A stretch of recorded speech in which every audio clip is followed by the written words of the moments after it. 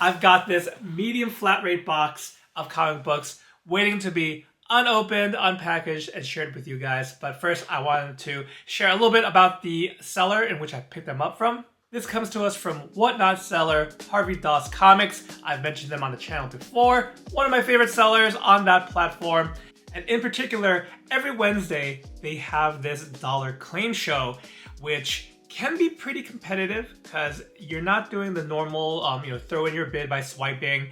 You're claiming books on a wall by typing the letter, very similar to Instagram claim sales or probably some other platforms do this similarly. And while shipping can really add up on Whatnot and just buying things online, what I love about this show from Harvey Comics is they fill up this medium flat rate box, and I think the max shipping charge is like $8 or $9, somewhere between there. So it makes sense to just fill up one of these, which is about around 50 comics, which ain't too shabby. Is a good way to distribute that shipping price across the books. And on top of maxing out the flat rate box, you can also carry over your box to the following week's show in case you only have 4 books in there. Now, I have not done many unboxings in front of the camera, so we might speed up the footage here. I don't have a setup where I can do a top-down thing, which one day we might get there. But for now, we're gonna keep the same angle and let's break this bad boy open.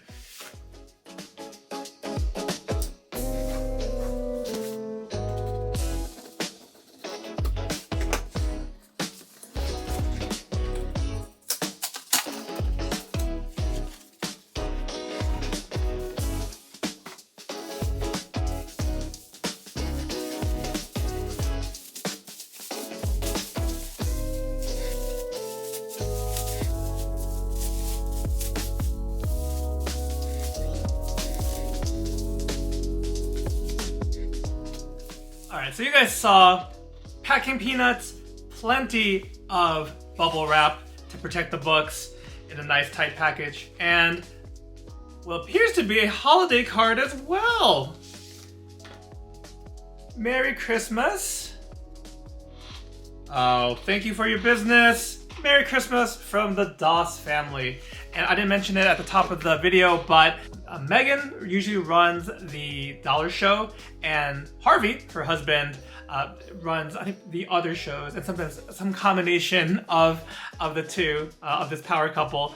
And the Wednesday show is also, Megan is assisted by her son, and I forget her son's name, but they keep it light and fun. And if you're like me and you like to chit chat while you shop, they are great people for that as well. So Merry Christmas to you too, Doss family. Thank you so much for just running such a tight ship. Okay, so after some quick organization, let's get into the pile. First up, we've got New Mutants Annual number 6, and we've got future version of Franklin Richards right there with some Sentinels in the back. This storyline, Days of Future Present, is what introduced Ahab and Gambit. Gambit's contested first appearance or second appearance. I'm not going to tell you where I fall on that, but kind of cool storyline, and it does feature some Rob Liefeld art, so picked up this annual. Also got, in the kind of X realm of things, Excalibur, got Mojo Mayhem, features Art Adams and the X-Babies, so this is probably going to be a fun read. Also, I have a soft spot for Nova, and a little bit to the later version of Nova, Sam. Nova number 1, I forget which volume this is, hopefully I can find that later and let you guys know, but Nova number 1. Silver Surfer number 116, featuring a whole mess of surfers. This helps in that Silver Surfer run that I'm collecting. Love that 90s series. There's the next one, Doom 2099 number 1. And 2099 is going to come up again later in this unboxing, but yeah, I wasn't sure. I got rid of most of my 2099 books, and I think at this point, if I can find things, especially for $1, I'm willing to pick it up. And this Doom 2099 is in great shape. I know some of these foil shiny goodness can get dinged up over time, but this actually looks fantastic. So glad to have this back in the collection. Next up, I've got 2 random issues of Thor. We've got number 387 featuring Erisham, one of the Celestials, who passes judgment on the various planets, and kind of a big deal. If you guys play on mobile, Marvel Snap, he's one of the characters there. It's a what do you call it? An auto card battler. It's a card deck building game that's very fast paced. I quite enjoy it. I've been playing it since launch. Erisham's in there. That's all. That's my whole point. Also, number 410. Hey, we got Doom on here. So Thor and Doom. Oh, and Hercules and She-Hulk. So that's what drove this purchase. And we got more Doom. Number 361. And this one is gonna work well for holiday posts. Holiday/Christmas posts, and this is an homage to an earlier Fantastic Four cover. At this time, I think this was probably mid-90s, mid to late 90s. There are a bunch of covers that came out in the title that homage, like the Galactus cover and other really iconic Fantastic Four covers. So kind of glad to have that Doom one. And another Fantastic Four book here, number 315. I believe that is that's Master Pandemonium there. There's a deep cut, or kind of a villain that we have not seen in a long time. Kind of demonic in background. It's also got a really this also has a really interesting lineup. You've got Thing, She-Thing. I think that's what Sharon Ventura's character was called. So two Things, Crystal of the Inhumans, and Human Torch. Next, we have a few Hulk books, and as you guys might have seen in my previous video, I brought back a bunch of books from New York, and among those was Bruce Jones' run on the Hulk.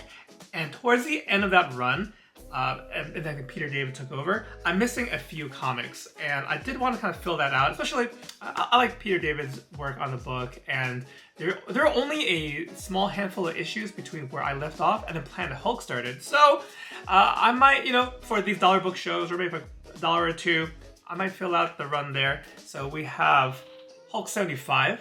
At this point, Hulk for some reason went under the Marvel Knights banner, which I thought was more street level characters, not necessarily more mature storytelling, but maybe I'm having it mixed up. And then the Peter David books at this time, we have issue 82, kind of a cool moody cover there. Oh yeah, and this one's by Jay Lee. Kind of like how his art evolved from when he first started in the 90s, where it was really aggressive, very sketchy, and kind of filled out. It reminds me of I think Yoshitaka Amano. I'm thinking of the Final Fantasy artist. That's what Jay Lee's later work. I'm thinking some Superman, Batman covers too. That's what it resembles in a very positive way for me, at least. And then issue 83, where House of M was happening, and we've got this, rewritten reality here, and Hulk. I read and really enjoyed other House of M tie-ins, like the Fantastic Four, Iron Man, and Spider-Man. I never read the Hulk one, so I need to get the other parts of it, and I think this is part one of that.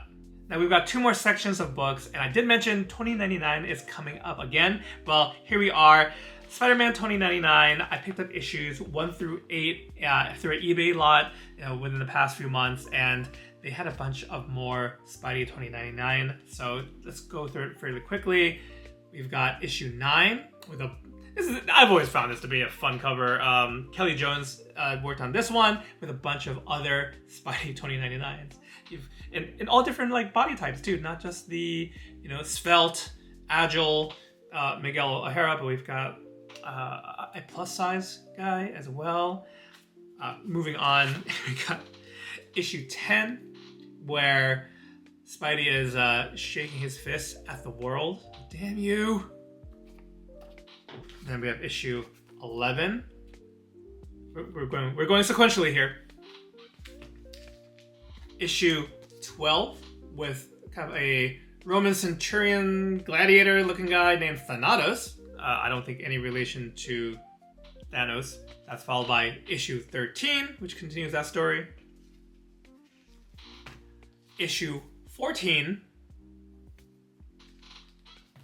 Issue 15. Issue 16. And this one features a cover by Ron Lim, who was working on X-Men 2099 at the time. And this is the last one. We jump up to issue 21. So that updates my current collection of Spider-Man 2099. I believe there are 45 or so issues in that run, and I think we're gonna try to hunt those down. I know later on they introduce Venom 2099. I believe it's Miguel's brother that is with the symbiote. I don't know, but we're kind of halfway there, so might as well keep going, right? And now on to my last and final section of the unboxing. This is a Marvel character that I got into in, I think, early 2000s, maybe mid 2000s. However, in going down the rabbit hole and researching artists like Mike Zeck and Ron Lim, our boy Captain America has some issues that I'd like to add to my collection. And I'm not looking for, like complete runs, even though Captain America in general is a fairly affordable title for me to do that. It's not really in high demand other than certain issues, but this is one where I'm keeping my eye out for, especially Ron Lim's run on it. I think it's about 20 or so issues on the title, and he worked with writer Mark Grunwald, who for this time period, like he worked on books like Quasar, he worked on the Squadron Supreme, titles I like that really harken back to this time of just the way the stories were told in Marvel Comics in particular, because Mark Grunwald's fingerprints are in a bunch of stuff, also including the official handbook of the Marvel Universe. So easy to say I have a soft spot for both the writer and for the artist. So this first one is a Mike Zeck cover. This is Captain America 278. And the rest of the Cap books are going to be in that Ron Lim, Mark Grunwald run. Ron Lim, I think for me, has such a classic depiction of the Marvel Universe at this time. From Captain America, he would go to Silver Surfer, which is my entry point in his art, and then Silver Surfer to Infinity Gauntlet and kind of that Infinity Trilogy. The fact that he got to touch X-Men and Avengers and all sorts of heroes, new and old, enjoying those huge crossovers. I think that really locks that time period of Marvel Comics. So there's definitely some nostalgia as I look through some of these covers. So let's get into it. We've got Captain America 369. And that is Selene of the Hellfire Club over there. Wasn't expecting a X-Men villain there, but Magneto is floating around in the background of this story as well. This comes on the heels of Acts of Vengeance, where the villains kind of traded dancing partners, as it were, to try to throw the heroes off balance. Next up is issue 370, and we got Red Skull prominently featured there, as well as Diamondback, which was a reformed villainess / love interest at the time. 371, and there is Cap and Diamondback in civilian clothes, about to be jumped by the Serpent Society.